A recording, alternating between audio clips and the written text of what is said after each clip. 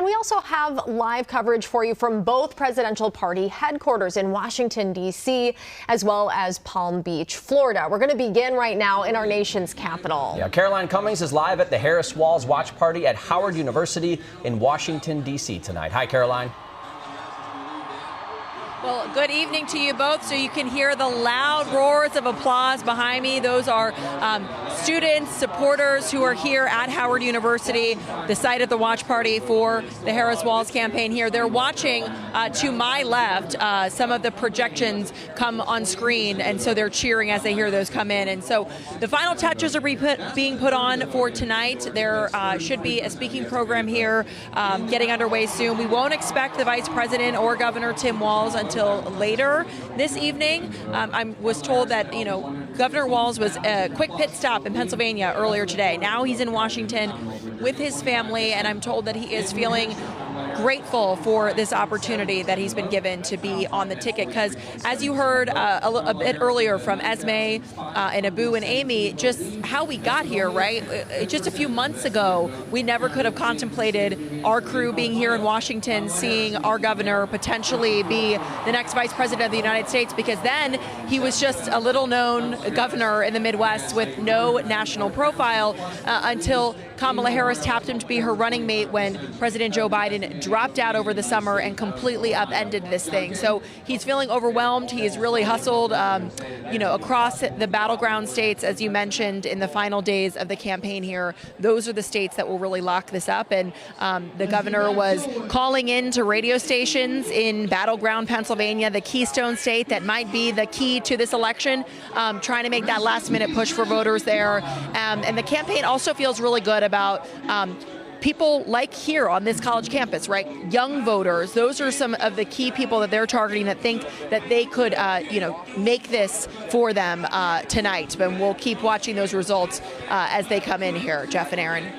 All right, Caroline Cummings live for us at the Harris Watch Party there at Howard University in D.C.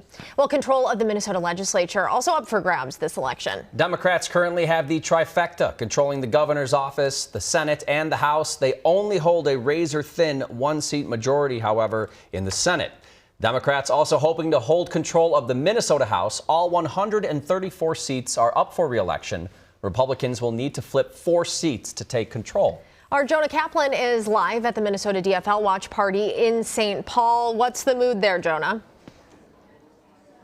Yeah, I think, Aaron and Jeff, all of this underscores the importance of these local races. And when people actually think about where and what level of government really affects our personal lives, yes, federal government, no question that the presidency is obviously very prominent, and then you have the senators, and then you have the House of Representatives. But think of the legislative agenda that just passed in the Minnesota legislature when we talk about recreational marijuana, when we think about family leave and sick leave and free lunches and breakfasts for Minnesota students. All of those things happened in St. Paul. All of that because of the Democratic control for the first time in a decade of the House, of the Senate, and having a Democratic governor. In fact, it's only the second time that has happened in 30 years. And so tonight, a lot of Minnesota Democrats really watching to see what happens with that balance of power. There is one seat up for grabs, and that's because of Kelly Morrison, the former senator, state senator, who's now running for Congress to succeed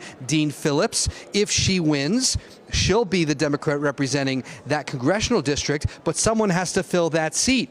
And that seat will determine the majority. Will it be Democrats or will it be Republicans? And so for Democrats here, they're watching and they're hoping they're going to retain that control to pursue further legislative agenda. Here's DFL Chairman Ken Martin. We saw what happened when we had DFL control of both legislative chambers and, of course, the governor's office. We passed one of the most remarkable agendas in Minnesota history that's been helping communities throughout this state and helping improve people's lives in big ways and small ways. And, of course, we talked about those 134 seats in the House also up for grabs. Other prominent House and senators of the congressional delegation that will be here tonight. Ilhan Omar expected to be here, and of course Senator Amy Klobuchar, running for re-election for the 4th time. She was first elected in 2006 and was the first woman to represent Minnesota in the U.S. Senate. She is expected to be here later. Jeff and Aaron, back to you. Okay. Thank you, Jonah. Minnesota Republicans are gathering to watch the results in Bloomington. Our Derek James is live for us at the Minnesota GOP headquarters. Derek, some early wins coming in for the former President Trump, some states being called for him, and you're following local races in reaction to that as well. That's right, and right now we're actually joined by Congressional District 2 candidate Joe Tabrab. Joe, you reminded us a few minutes ago that you are new to this. So the first thing I have to ask is, what have you learned during the course of this campaign? I've learned a ton. I mean, I've learned mostly from voters who have shared with me their challenges, their aspirations, their goals, their dreams. That's been a big thing for me. But also just, hey, look, we're fighting hard for what America stands for. I've been honored to be in this race, fighting for life, liberty, and the pursuit of happiness. And sadly, you know, there's some people like my opponent who's put false stuff out on ads right now. So we're fighting through that. But we're really honored about where we're at right now. We're excited about what we're going to see tonight. And how important is it to see right now that President Trump is thought to do more like 2016 than 2020 when it comes to getting out the vote?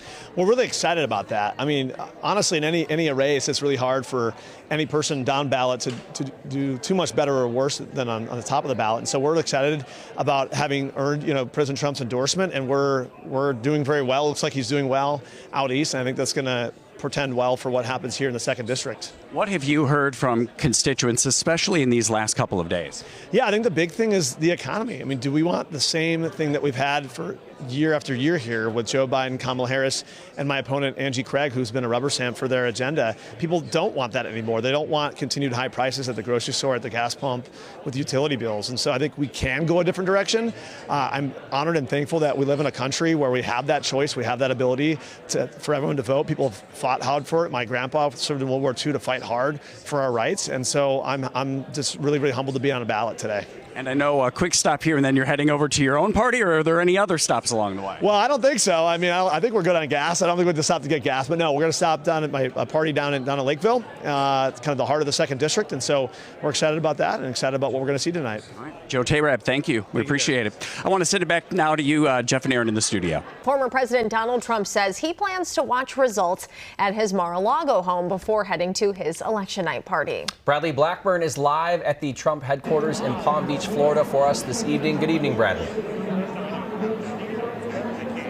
Jeff, Aaron, good evening. There were big cheers here at Trump HQ a few minutes ago when there were several states were called for the former president. They are watching these results closely. We know the former president is watching them closely as well at Mar-a-Lago. He's there with an inner circle of his core supporters, including CBS News has learned billionaire Elon Musk. So the states that have been called so far, though, were all states that this campaign is expecting and is counting on. But we know that the former president is laser focused tonight on Pennsylvania. He called into a Philadelphia radio station just a little over an hour ago, urging supporters to get out there and get to the polls. And he's telling supporters on his Truth Social platform that if they're in line, still waiting to cast their ballots, to stay there.